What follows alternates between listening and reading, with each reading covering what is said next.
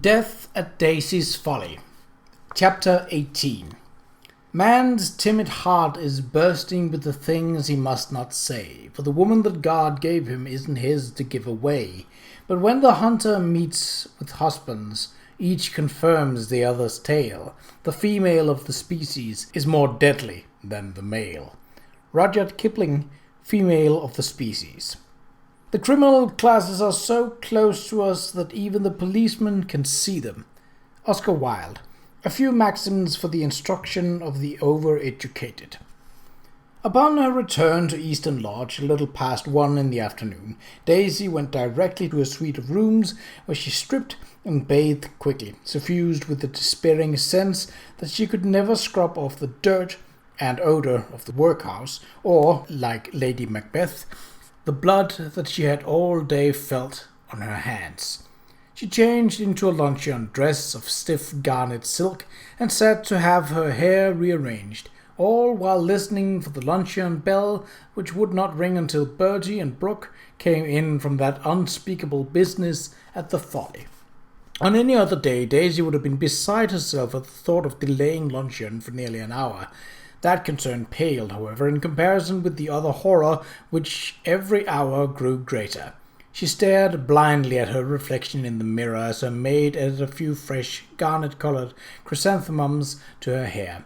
But all she saw was a pair of apprehensive eyes, the pupils grown large and dark, and pale lips that would tremble in spite of all her efforts to still them.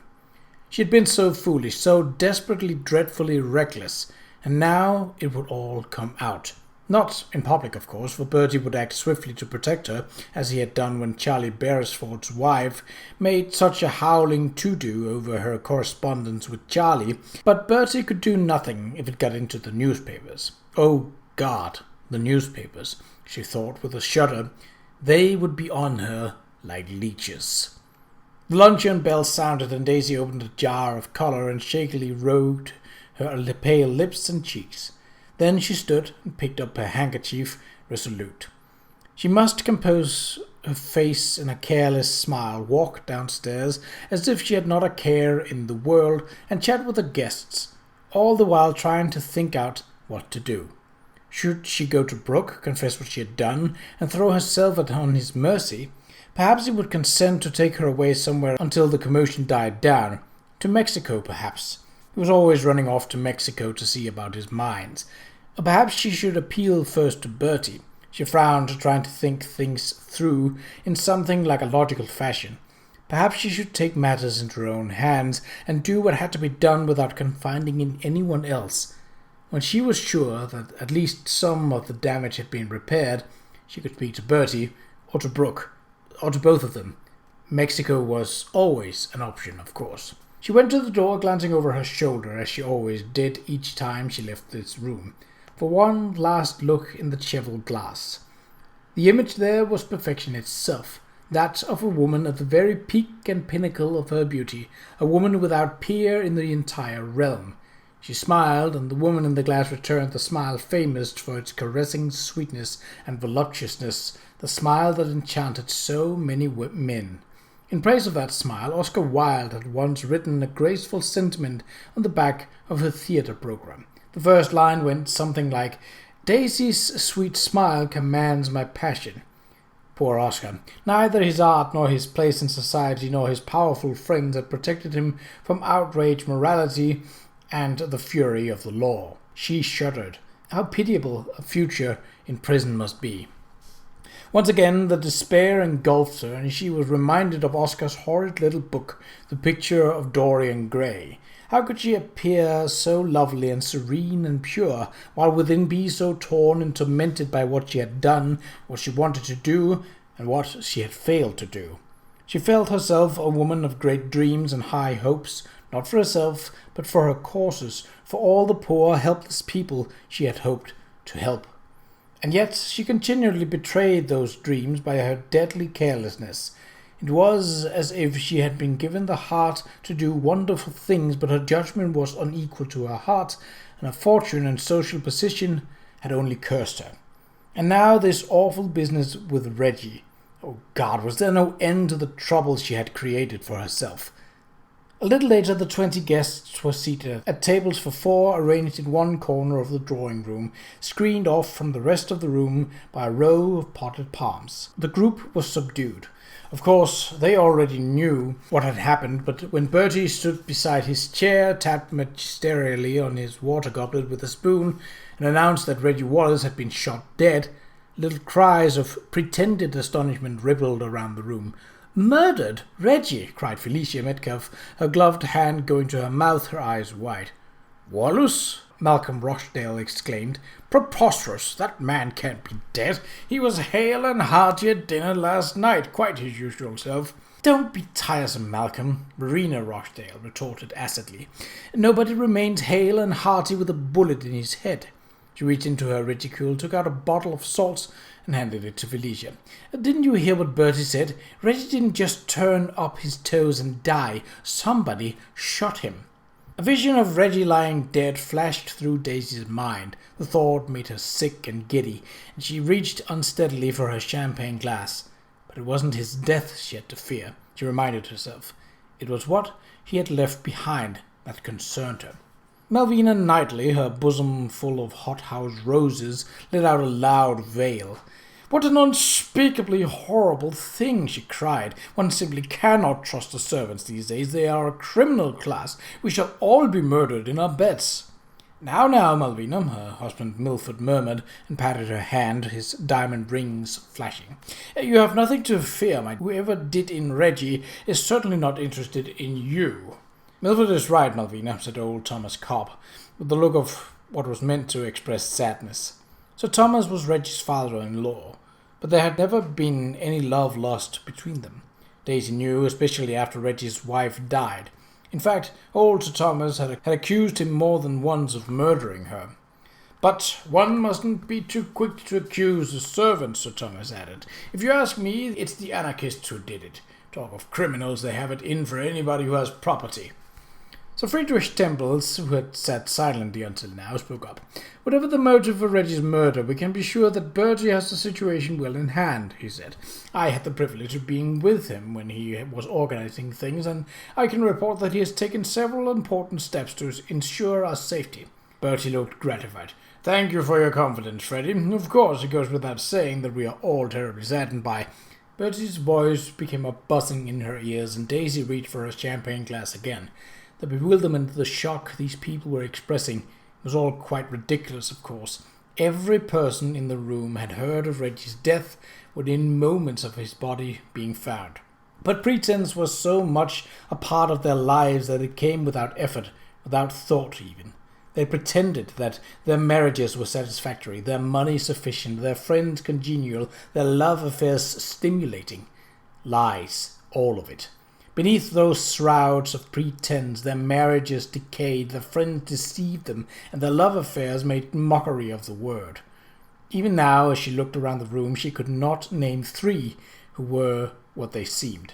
The glittering jewels were paste, the expressions of marital contentment were false, the fat purses supplied by the moneylenders.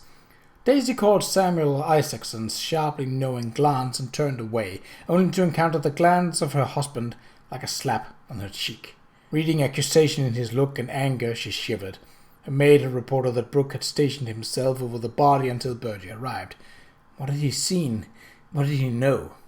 "A terrible tragic event, of course," Bertie was saying in a melancholy tone, "and we shall all certainly miss dear old Reggie. He was a splendid sportsman and a loyal friend."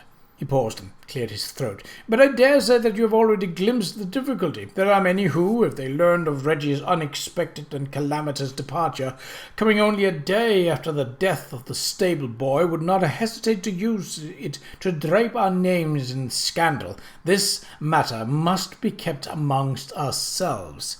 "Scandal!" Celia Rochdale exclaimed. She licked her pretty lips, her eyes bright. "Oh, dear!" "It's all right, Celia," Eleanor Farley said comfortingly. "You are far too young to worry about scandal. No one could possibly believe that you had anything to do with—" "One is never too young to concern oneself with scandal," Verena Rochdale said. "But what about the police?" Lillian Forsyth asked. "When they come, the press won't be far behind." "The police." Daisy stiffened. That was something she had not considered. If the police discovered— "Not to worry, Lillian," Brooke was speaking to Lillian. But Daisy felt that his remark was just as much directed to her. "Bertie has taken complete charge of the affair. Matters are well in hand." There was a buzz of excited response around the room. Taking charge of the affair? What could that mean? Daisy searched her husband's expressionless face, but found no clue. Bertie nodded gravely. "Brooke is quite right, Lillian. You are not to worry about the police, desirable as it might be to officially exonerate each and every one of us from suspicion." Exonerate us? Felicia jerked upright in her chair, Marina's salts still in her hands. "Why, that is ridiculous. Pardon me for contradicting you, sir, but no one can possibly suspect us of shooting Reggie." "Or of bashing a stable boy on the head," Lillian put in, lifting her chin. "Utter nonsense." "Exactly," Bertie said soothingly. "The problem is, however, that although an official investigation would certainly allay any public suspicion that one of us is in a moment of lunacy lost his or her head and committed murder, we cannot permit it. Ergo, no police." There was a spontaneous burst of applause. Daisy felt limp, like a marionette whose strings had gone loose, and a feeling of gratitude swept through her. Dear Bertie, he already knew without her appealing to him how much she needed his protection. "But at the same time," Bertie was continuing, "we cannot permit Reggie's murder to go unresolved. We must find the guilty party. To accomplish that, I have personally commissioned an investigation in which I intend to play a not insubstantial role." Daisy heard Knightley's sudden chuckle. "Do you, Bertie? By Jove, what a capital idea! A murder investigation! What fun! Only you could have thought of it." He pursed his lips. "I wonder, what would you think of a small wager on the outcome?" "A wager?" Felicia cried half hysterically. "You could speak of betting when dear Reggie lies dead. What kind of man are you, Milford Knightley? Have you no soul?" "I should think it in doubtful taste myself," Malvina Knightley agreed, with a slighting glance at her husband. "Oh, don't be such a prude," Malvina Knightley returned. "There's no reason why we can't have a bit of fun out of this dreadful affair. Why, Reggie himself would be the first to lay odds. He wouldn't want us sitting around drawing long faces and moaning about how sad we are." Thomas Cobb was scowling. "I don't understand the bit about commissioning an investigation. What is all that about, Bertie?"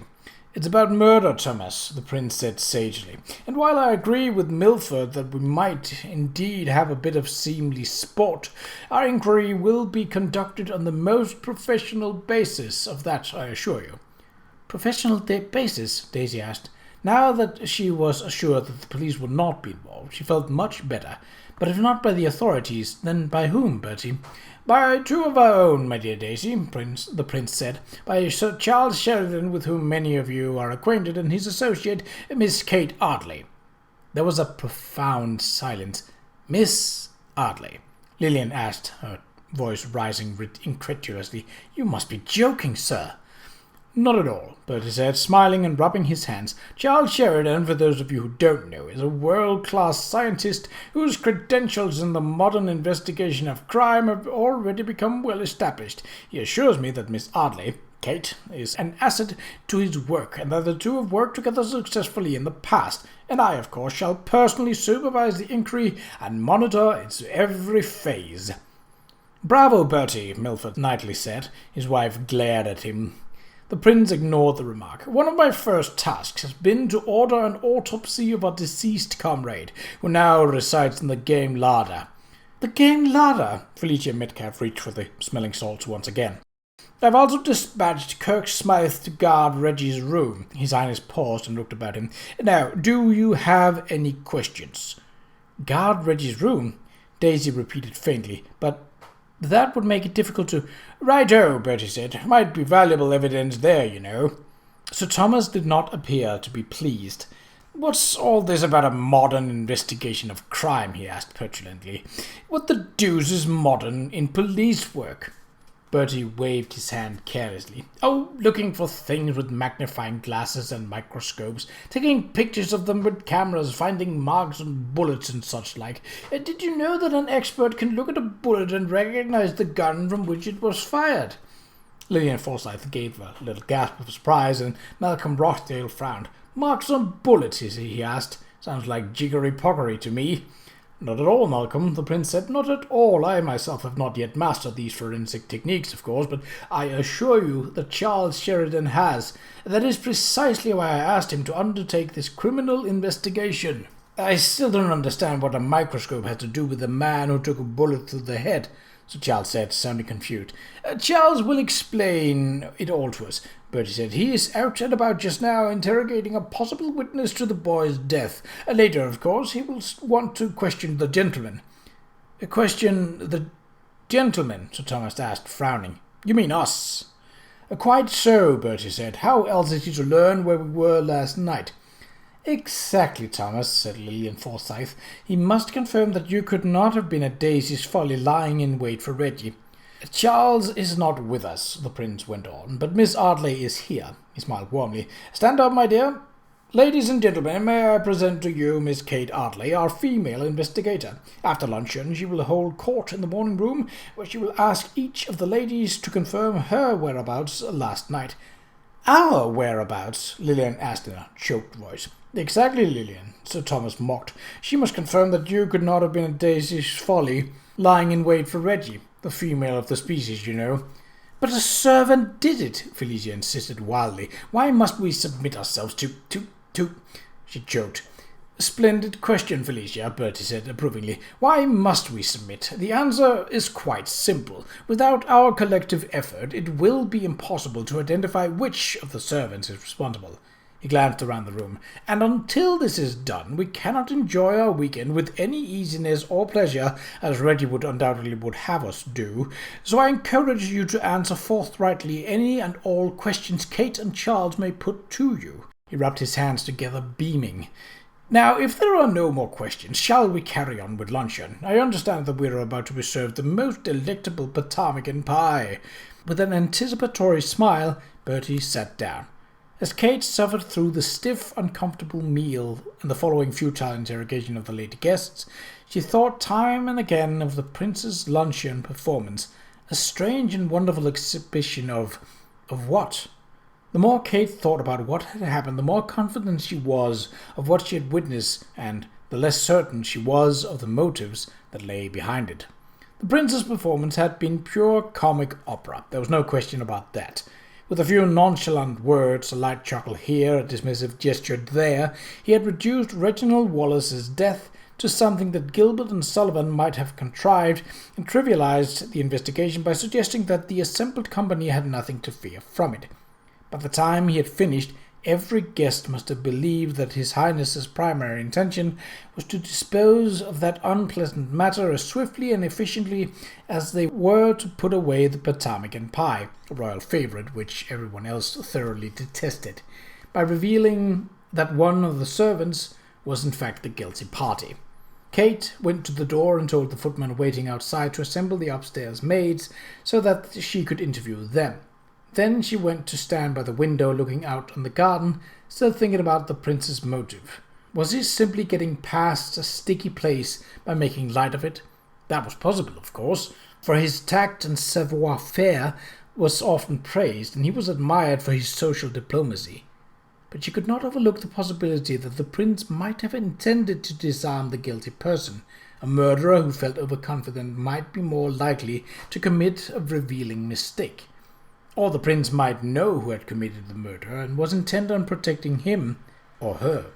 Kate had observed Daisy's shaking hands and distraught manner, and had seen the look the Countess had given the prince when he announced that there would be no police investigation. Her face had been swept by an expression of gratitude and relief so intense, so overpowering, that Kate had felt its force halfway across the room. And if Kate had seen or heard anything of importance in the hours since she had accepted assignment to this investigation, she reflected as she turned to greet the first of the servants, it was that look.